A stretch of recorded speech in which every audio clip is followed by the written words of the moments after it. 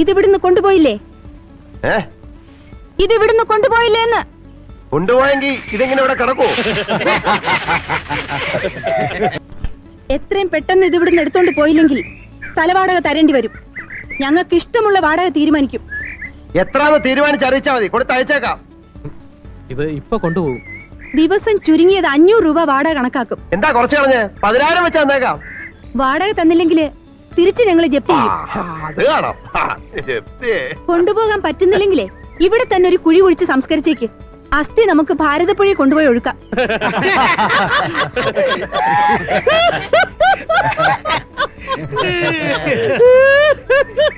1000 കോടി രൂപയ്ക്കടുത്ത് വിലയുണ്ട്. റഡാറിൽ പതിയാതെ പറക്കാൻ കഴിയുന്ന അത്യാധുനിക വിമാനമെന്ന വാഴ്ത്തുണ്ട്.